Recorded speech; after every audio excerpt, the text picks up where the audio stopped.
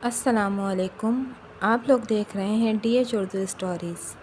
आप सबसे गुजारिश है, अगर आप लोग मेरे चैनल पे नए हैं तो प्लीज़ मेरे चैनल को सब्सक्राइब कर दें और साथ ही दिए गए बेल आइकॉन के बटन को प्रेस कर दें ताकि मेरी हर नई आने वाली वीडियो आप तक पहुंच सके। उम्मीद करती हूं कि आज की ये कहानी आपको पसंद आएगी। हमारी निगाहें बहुत तेज़ होती हैं। ये कहा जाए कि हमारी ट्रेनिंग ही ऐसी होती है कि हम पहचान लेते हैं कि कौन क्या है। वो लड़की मुझे इस शहर में अजनबी दिखाई दे रही थी, सहमी हुई, हर कदम पर चलती हुई, इस तरह रुकती जाती जैसे इसे किसी के ताक़ुब का खौफ हो। वो आसपास के मनाजिर को भी बहुत हैरत से देख रही थी। इसके हाथ में एक बड़ा सा बैग था।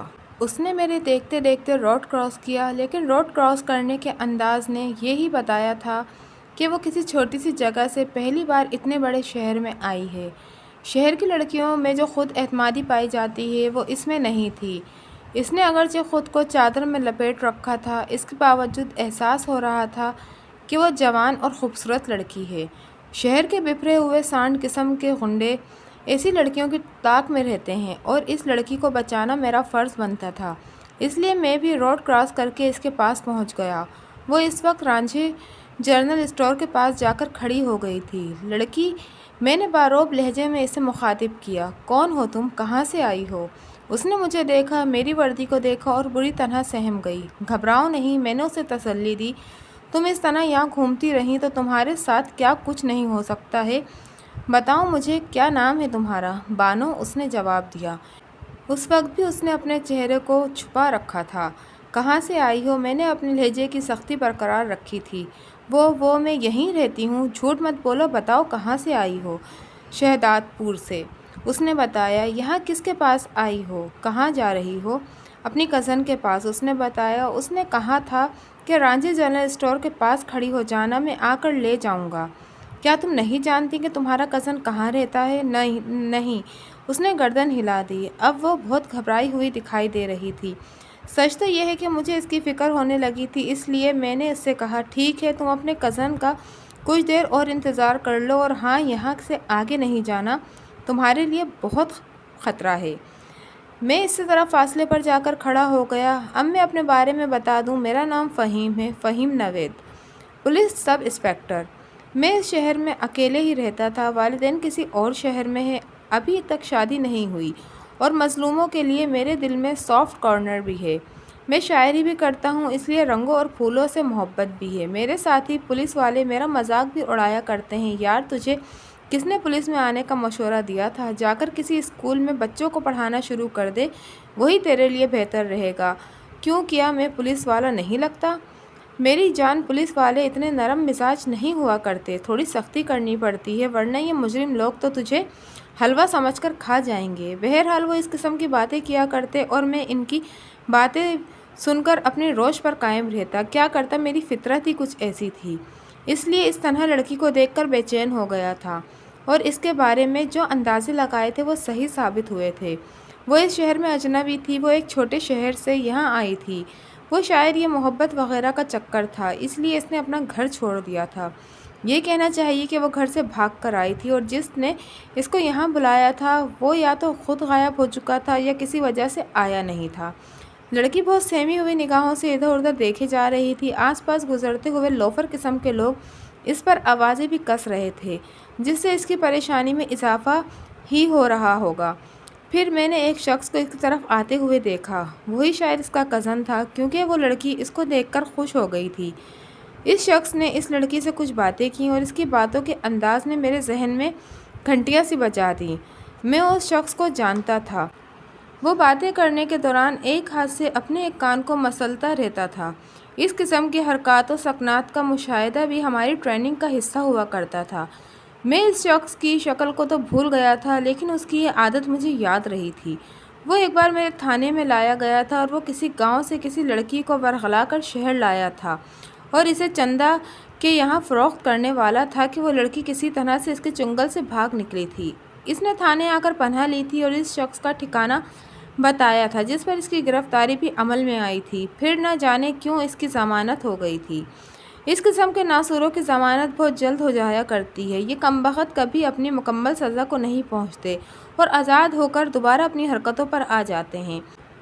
اس بار بھی وہ اس لڑکی کے ساتھ یہی کھیل کرنے جا رہا تھا کہ میں اچانک ان دونوں کے قریب پہنچ گیا۔ مجھے دیکھ کر وہ سٹپٹا گیا تھا۔ کیوں، یہاں کیا کھیل چل رہا ہے؟ میں نے اپنے لہجے کو سخت بناتے ہوئے پوچھا۔ کہاں بیچے گئے اس کو لے جا کر؟ کس سے سودا کیا ہے اس کا؟ دیکھیے، یہ میرا کزن ہے، اس لڑکی نے کہا۔ تم خاموش رہو بے وقوف، یہ لڑکیوں کا دلال ہے، 2 بار پہلے بھی اس کو جرم میں جیل میں جا چکا ہے۔ سر، میں تو ادھر ادھر سے گزر رہا تھا، یہ مجھ سے کسی کا پتہ پوچھنے لگی تھی۔ اس شخص نے بہانہ بنانے کی کوشش کی۔ وہ لڑکی بے یقین سی ہو کر اس کی طرف دیکھنے لگی تھی۔ تم لوگوں کو بھی فروخت ہونے کا شوق لگا رہتا ہے، میں نے کہا۔ پھر اس کی طرف دیکھا۔ بتا کب آیا ہے جیل سے؟ پچھلے مہینے، اس نے اٹکتے ہوئے جواب دیا۔ کس اڈے پر اس کو بیچنا تھا؟ وہ جی، میں ایک زوردار تھپڑ اس کے چہرے پر رسید کر دیا۔ دفع ہو جاؤ یہاں سے، آئندہ ایسی حرکت کی تو اتنی وارداتیں تیرے کھاتے میں لکھ دوں گا کہ زندگی بھر باہر نہیں آ سکے گا۔ میں اس وقت بات بڑھانے کی پوزیشن میں اس لیے نہیں تھا کہ اچھے خاصے لوگ جمع ہو چکے تھے اور خود لڑکی بھی شاید اس وقت اس کے خلاف کچھ نہیں بولتی، اس لیے میں نے یہی مناسب سمجھا کہ کسی طرح اس لڑکی کو تو یہاں سے بچایا جائے، بعد میں دیکھا جائے گا۔ وہ شخص اپنی جان چھوٹتے دیکھ کر فوری طور پر وہاں سے رخصت ہو گیا۔ میں نے ایک رکشہ رکوایا اور لڑکی کو بیٹھ جانے کے لیے کہا، اور وہ اس وقت اتنی گھبرائی ہوئی اور خوف زدہ تھی کہ کسی مزاحمت کے بغیر رکشے میں بیٹھ گئی۔ میں نے رکشے والے کو اپنے فلیٹ کا ایڈریس بتا دیا تھا۔ وہ لڑکی میرے فلیٹ آ کر بری طرح گھبرا گئی تھی۔ یہ آپ مجھے کہاں لے آئے ہیں؟ خاموش رہو، میں نے اسے جھڑک دیا۔ سکون اور عافیت کی جگہ لے کر آیا ہوں، ورنہ اب تک 40-50 ہزار میں بک چکی ہوتی۔ اس کی آنکھوں سے آنسو بہنے لگے تھے۔ نام کیا ہے تمہارا؟ میں نے پوچھا۔ نازیہ، اس نے دھیرے سے جواب دیا۔ جاؤ، اپنے آپ کو سنبھالو، میں نے کہا۔ وہ سامنے واش روم ہے، جاؤ، جا کر منہ ہاتھ دھو لو، میں جب تک تمہارے لیے چائے بناتا ہوں، چائے پی کر اپنے بارے میں بتانا۔ وہ ابھی تک بے یقینی کی کیفیت میں تھی۔ جب میں نے دوبارہ کہا تو وہ واش روم چلی گئی۔ اس دوران میں نے اس کے لیے چائے تیار کر لی تھی اور کھانے پینے کی کچھ چیزیں بھی میز پر رکھ دی تھیں۔ وہ باہر آئی تو اس کی حالت میں واضح تبدیلی آ چکی تھی۔ بیٹھ جاؤ، میں نے اشارہ کیا۔ مجھ سے گھبرانے کی ضرورت نہیں ہے۔ وہ خود کو سمیٹ کر ایک طرف بیٹھ گئی۔ میرے کہنے پر اس نے چائے کی پیالی اٹھا لی تھی اور دوبارہ کہنے پر بسکٹ لینا شروع کر دیے۔ ہاں، اب بتاؤ کہاں مل گیا تھا یہ؟ میں نے پوچھا۔ اس نے اپنی جو کہانی سنائی وہ وہی پرانی کہانی تھی جو ہمارے ملک کی نہ جانے کتنی لڑکیوں کا مقدر ہوا کرتی ہے۔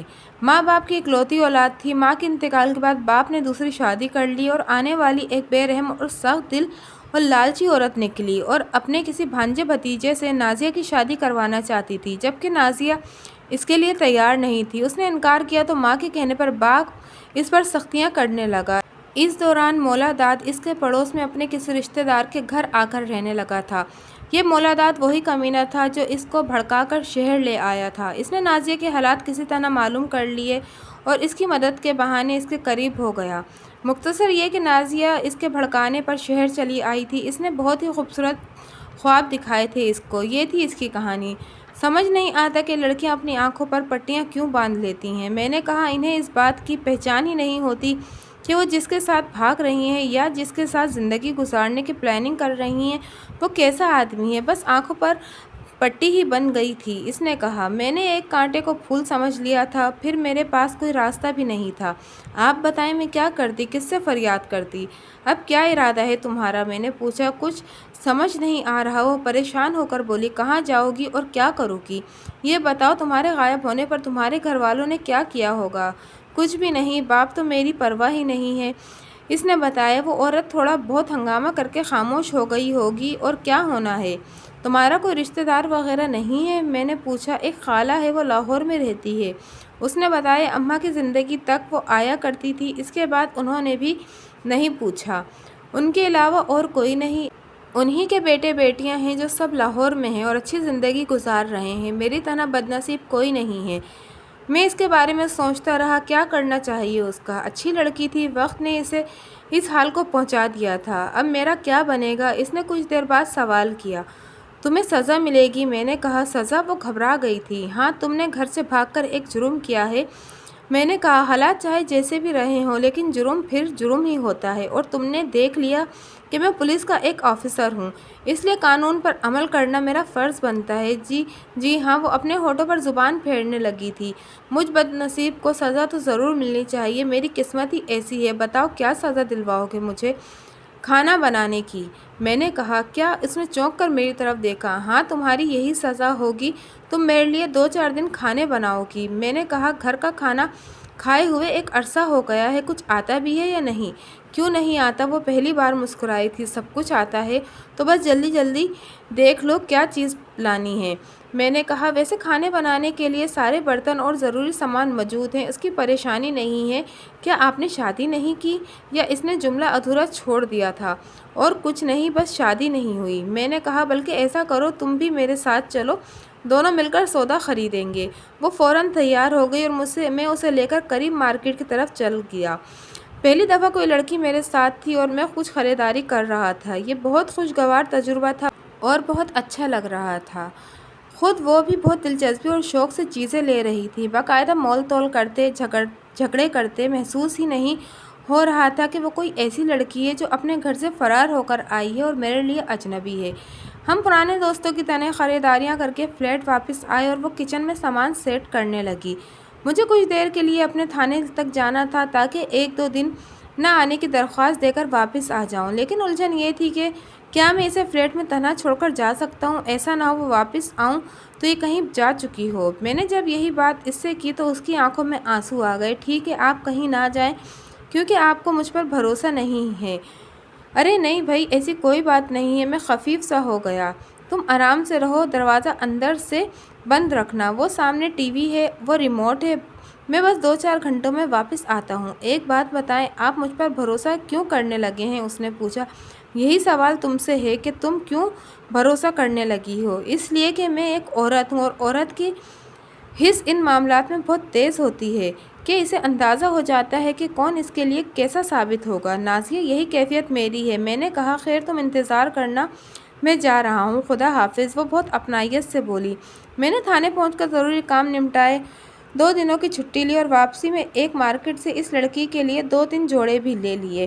میں یہ دیکھ چکا تھا کہ وہ بے وقوف اپنے ساتھ کپڑے بھی نہیں لائی تھی۔ وہ بہت بے چینی سے میرا انتظار کر رہی تھی۔ میں نے جب کپڑے اس کے سامنے رکھے تو وہ چہک اٹھی۔ او خدا، کتنے خوبصورت پرنٹس ہیں، کتنے خوبصورت کلرز ہیں۔ آج تک کسی نے میرے لیے اس قسم کی زحمت نہیں کی تھی اور میں نے بھی آج تک کسی کے لیے اس قسم کی شاپنگ نہیں کی تھی۔ میں نے کہا، بس جلدی سے فریش ہو کر آ جاؤ، کھانا تیار ہے۔ اس نے کھانے بہت لذیذ بنائے تھے۔ پہلی بار میں اتنی خوش اور گھریلو پن محسوس کر رہا تھا۔ حالانکہ اس نے میرا کوئی رشتہ اور کوئی تعلق نہیں تھا، اس کے باوجود گھر میں اس کے ہونے کا احساس ہی قوت دے رہا تھا۔ کھانے کے بعد میں نے اس سے کہا، جاؤ دوسرے کمرے میں جا کر سو جاؤ اور اندر سے دروازہ بند کر لینا۔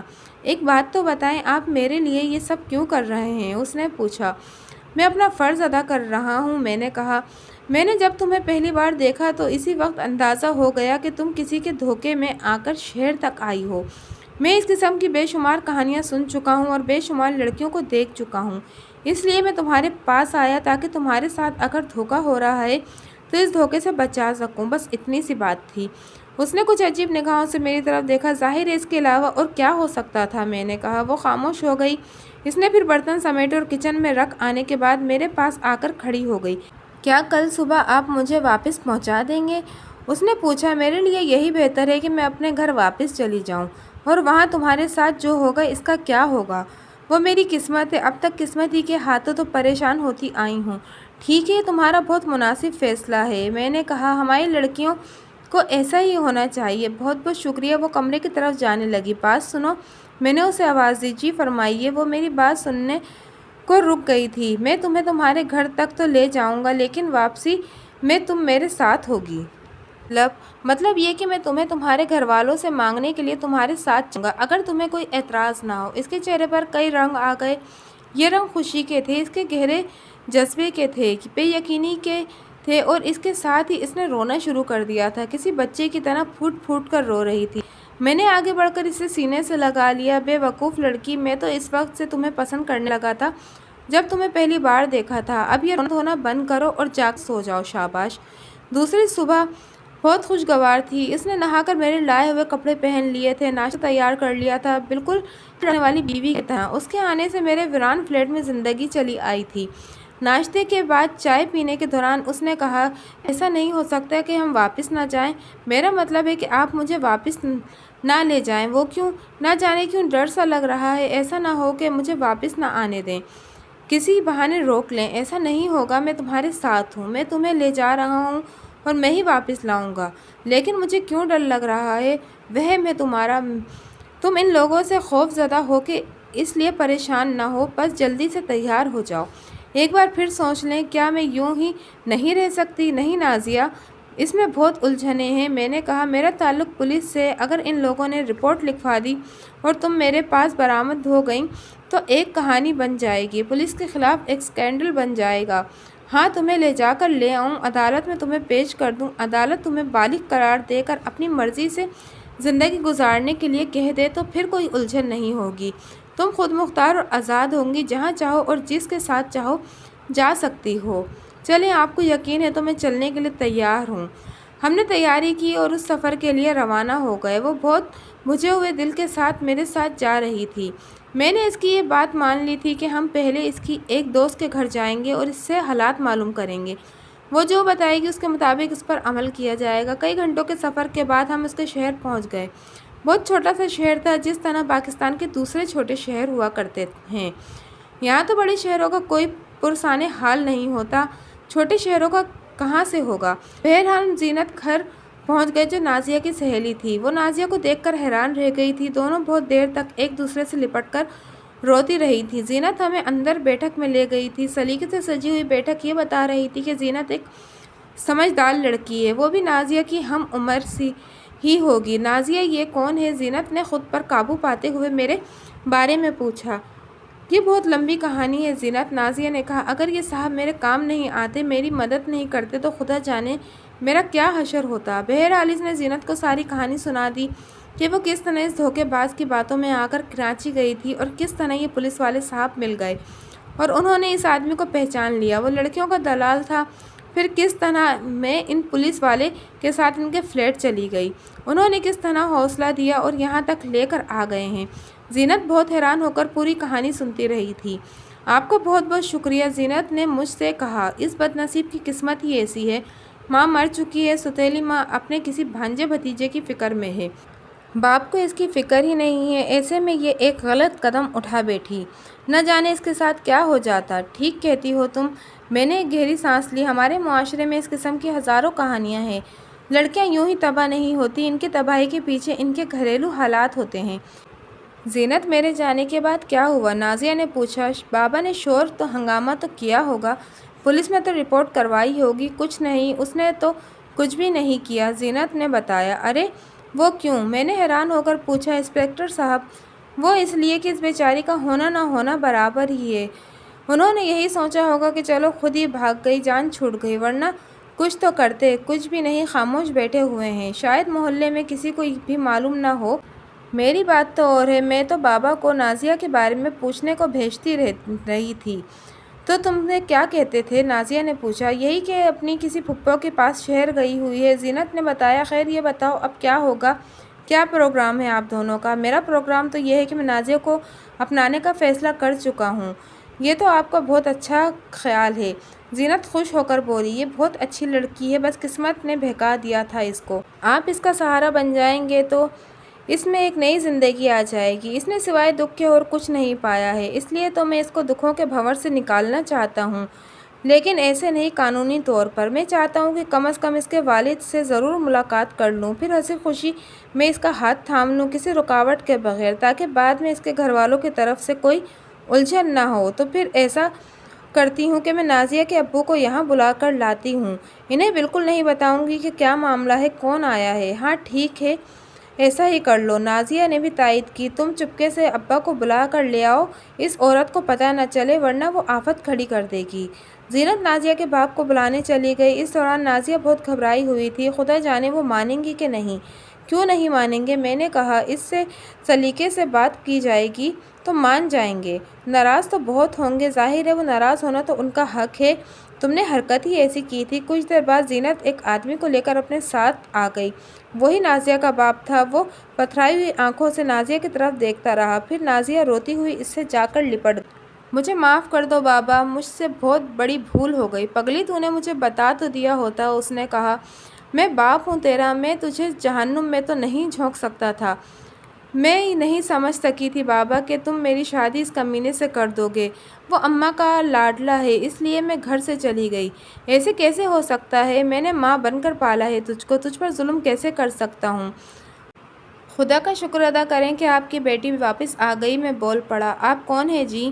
اس نے پوچھا۔ نازیہ نے میرے بارے میں بتا دیا کہ میں نے کس طرح بدمعاشوں سے اسے بچایا، اسے پناہ دی اور اپنے ساتھ یہاں تک لے آیا ہوں۔ آپ کی بڑی مہربانی جی۔ اس نے میرا ہاتھ تھام لیا، اس کی آنکھوں میں آنسو تھے۔ آپ نے تو مجھ پر احسان ہی کر دیا ہے چاچا، یہ بہت بڑے پولیس آفیسر ہیں۔ زینت نے بتایا۔ یہ ہمیشہ کے لیے تمہاری بیٹی نازیہ کو اپنا بنانا چاہتے ہیں کیا؟ وہ خوش ہو گیا تھا۔ یہ تو کیا کہہ رہی ہے؟ ایسا کیسے ہو سکتا ہے؟ جی جناب، یہی بات ہے۔ میں نے کہا آپ کی بیٹی نازیہ بہت اچھی لڑکی ہے، جبکہ میں آپ کے سامنے بیٹھا ہوں، اب تک کوئی مناسب رشتہ نہیں مل سکا تھا۔ پھر نازیہ مل گئی اور یہ احساس ہو گیا کہ میری زندگی میں جس کی کمی تھی وہ کمی اس لڑکی سے پوری ہو سکتی ہے۔ میں اس کو لے کر یہاں اپنے رشتے کی بات کرنے آیا ہوں۔ مجھے تو یقین نہیں آ رہا ہے۔ ہم تو غریب لوگ ہیں، ہمارے پاس ہے کیا؟ مجھے کچھ نہیں چاہیے، میں نے کہا۔ خدا کا دیا سب کچھ ہے میرے پاس، بس آپ کی رضامندی چاہیے۔ بیٹا، اس کی آواز پڑتے جذبات سے کانپ رہی تھی۔ میرے لیے اس سے بڑی اور کیا بات ہوگی کہ میری بیٹی تو خوش قسمت نکلی کہ اسے تم جیسا آدمی مل گیا ہے۔ چاچا تو پھر جلدی سے مولوی کو بلوا کر 2 بول پڑھوا دو، زینت نے کہا۔ سب کچھ اس طرح ہو کہ چاچی کو پتہ نہ چلے۔ کیا پاگل ہو گئی ہو؟ میری بیٹی اب ایسی بھی گئی گزری نہیں ہے کہ میں اس طرح گھر سے رخصت کر دوں۔ اس کی بارات آئے گی اور اب مجھے چاچی باچی کسی کی پرواہ نہیں ہے۔ میں اپنی بیٹی کو خوش بیاہ کروں گا۔ بابا، نازیہ کچھ کہنا چاہ رہی تھی۔ ہاں بیٹا، اس نے نازیہ کے سر پر ہاتھ رکھ دیا۔ لعنت ہے ایسے باپ پر جو اپنی اولاد کی ایسی خوشی میں پوری نہ کر سکے۔ اس نے میری طرف دیکھا۔ آپ جائیے جی، اور ٹھیک 1 ہفتے بعد آ جائیے گا۔ کچھ بھی ہو رخصتی کرنی ہے۔ اب ایسا تو نہیں ہو سکتا کہ میں اپنی بیٹی کو خالی ہاتھ رخصت کر دوں۔ دیکھیے، میں نے کہا نا کہ خدا کا دیا سب کچھ ہے ہمارے پاس۔ آپ کا کہنا سر آنکھوں پر، لیکن ایک باپ کو اس فرض ادا کرنے سے تو نہ روکیے۔ اب اس کے بعد میں کیا کہہ سکتا تھا؟ ہمارے تو سارے اندیشے ہی باطل ثابت ہو گئے تھے۔ ہم نے کیا سمجھا تھا اور کیا ہو گیا؟ وہ ہوگا، ایک ہنگامہ کھڑا ہو جائے گا، لیکن ایسی کوئی بات نہیں ہو رہی تھی۔ سب کچھ بہت نارمل انداز میں طے پا گیا تھا، اور اس کی وجہ یہی تھی کہ چاہے کچھ بھی ہو، وہ آدمی نازیہ کا باپ تھا۔ نازیہ اولاد تھی اس کی۔ ایک باپ نے اپنی بیٹی کے چہرے پر خوشی کے تاثرات دیکھ لیے تھے۔ اس نے یہ اندازہ لگا لیا تھا کہ اس کی بیٹی کہاں اور کس کے ساتھ خوش رہ سکتی ہے۔ نازیہ بھی بہت خوش اور مطمئن تھی۔ آپ کتنے آدمیوں کی بارات لائیں گے؟ اس نے پوچھا۔ ارے جناب، بارات کیسی، بس 2-4 دوست ہوں گے، اور کون ہوگا؟ میں نے بتایا۔ پھر اس شرط پر آئیں گے کہ آپ لوگوں کو 2-4 دنوں تک یہاں رکنا ہوگا۔ اس نے کہا۔ یہ ہماری روایت ہے، ہم باراتیوں کو اتنی جلدی واپس نہیں جانے دیتے۔ آپ کی مرضی ہے، مجھے کیا اعتراض ہو سکتا ہے؟ سب کچھ بہت خوش اسلوبی سے طے پا گیا۔ زندگی نے مجھے ایک سبق بھی یہ دیا تھا کہ اگر کسی کام کو کرنے کا ارادہ ہو تو قدم اٹھا لو۔ کامیابی یا ناکامی بعد کی باتیں ہیں۔ پولیس کی نوکری میں نے یہی 2 باتیں تو سیکھی تھیں۔ اول یہ کہ چہروں کو غور سے پڑھو۔ یہ چہرے انسان کے دل کے آئینہ ہوتے ہیں، اندر کی صورتحال بتا دیتے ہیں۔ نازیہ کے معاملے میں تو ایسا ہی ہوا تھا۔ میں نے اسے دیکھا اور اس کے چہرے کو غور سے پڑھا، اور یہ اندازہ ہو گیا کہ اس کے ساتھ کوئی نہ کوئی گڑبڑ ضرور ہے، اور یہ میرا اندازہ بالکل صحیح نکلا۔ اور دوسرا سبق میں نے یہ سیکھا تھا کہ اگر کسی کام کے کرنے کا ارادہ باندھ لیا ہو تو اسے کر گزرو۔ اگر میں سوچتا ہی رہتا کہ نازیہ کے باپ کے پاس جاؤں یا نہ جاؤں تو یہاں تک نوبت ہی نہ آتی۔ میں نے ایک قدم اٹھایا اور کامیاب ہو گیا۔ بہرحال نازیہ کو وہیں چھوڑ کر میں واپس آ گیا، امیدوں اور خوشیوں سے بھرا ہوا۔ نازیہ جیسی سمجھدار لڑکی میری زندگی کی ساتھی بننے والی تھی۔ میں نے اسی 1 ہفتے کے دوران اپنے طور پر کچھ تیاریاں کر لیں۔ نازیہ کے لیے جویلری اور 2-4 قیمتی جوڑے خرید لیے۔ ساری خریداری میں نے اپنے ایک پڑوسن کی مدد سے کی تھی، اور وہ بھی یہ جان کر بہت خوش ہوئی تھی کہ میں اپنی دلہن لینے جا رہا ہوں۔ ظاہر ہے ہر ایک کو تو یہ نہیں بتا سکتا تھا کہ نازیہ کون ہے اور کن حالات سے ملی ہے۔ مجھے بس یہی بتاتا رہا کہ کسی دور عزیز کے رشتہ دار ہے۔ میں مقررہ تاریخ کو اپنے دوستوں کو لے کر نازیہ کے شہر پہنچ گیا۔ اس کی دوست زینت نے یہ کہا تھا کہ ہم سب سے پہلے اس کے گھر اتریں گے، پھر وہاں سے کچھ اور آدمی مل کر نازیہ کی طرف جائیں گے۔ اس بار زینت کا شوہر نعیم بھی موجود تھا۔ وہ بھی زینت ہی کی طرح ایک معقول اور ہمدرد انسان دکھائی دیتا تھا۔ مہمانوں کا استقبال شربت سے کیا گیا۔ ہمیں بڑی عزت و احترام کے ساتھ بیٹھک میں لے جا کر بٹھایا گیا۔ میں نے محسوس کیا کہ زینت اور اس کے شوہر کچھ کہنا چاہتے ہیں، کوئی ایسی بات جو میرے دوستوں کے سامنے شاید نہیں ہو سکتی تھی۔ میں اس کے اشارے کو سمجھ کر اس کے ساتھ کمرے سے باہر آ گیا۔ آپ کے ساتھ تو بڑا دھوکہ ہو گیا ہے جی، زینت نے کہا۔ کیسا دھوکہ؟ آپ کے جانے کے بعد نازیہ کے باپ نے نازیہ کی شادی کہیں اور کر دی اور وہ لوگ اب یہاں سے جا چکے ہیں۔ کیا کہہ رہی ہو تم؟ ہاں جی، یہی ہوا ہے، زینت کے شوہر نے بھی تصدیق کی۔ نازیہ کا باپ تو ایک نمبر کا کمینہ اور جھوٹا انسان نکلا، اور اس نے جو اتنی باتیں کی تھی وہ سب جھوٹی تھی، مکاری کی تھی اس نے۔ زینت نے کہا، آپ چاہیں تو خود جا کر دیکھ لیں، آپ دیکھنے کو کیا رہ گیا ہے؟ میں نے ایک گہری سانس لی۔ بہرحال تم لوگوں کا شکریہ، ہمیں تو بہت افسوس ہے جی کہ آپ جیسے بھلے آدمی کے ساتھ ایسا دھوکہ ہوا۔ نہیں، اس میں افسوس کی کوئی بات نہیں ہے، میں نے کہا میری قسمت میں ہی ایسا تھا۔ اب میں اس بیچاری کے لیے صرف دعا ہی کر سکتا ہوں، وہ جہاں رہے خوش رہے۔ میرا دل ہی جانتا ہے کہ میں کس طرح وہاں سے واپس آیا تھا، لیکن زندگی نے مجھے تیسرا سبق بھی سکھا دیا تھا۔ وہ سبق یہ تھا کہ ضروری نہیں ہے کہ پولیس والے چہروں کو پڑھنا جانتے ہوں۔ بہت سے چہرے ایسے ہوتے ہیں جو ذہین سے ذہین کو بھی الو بنا سکتے ہیں، جس طرح میں بن گیا تھا۔ کئی برس گزر چکے ہیں، خدا جانے نازیہ کہاں اور کس حال میں ہوگی، لیکن میں اب تیسرا سبق لینے کے بعد پہلے سے کئی زیادہ محتاط ہو گیا ہوں۔ اب اگر کوئی اس قسم کی لڑکی بھٹکتی ہوئی ملتی ہے تو اس کی مدد کے لیے کبھی نہیں جاتا۔ خدا مجھے معاف کرے، لیکن نازیہ کے باپ جیسے آدمیوں نے انسانوں پر سے میرا اعتماد ختم کر دیا ہے۔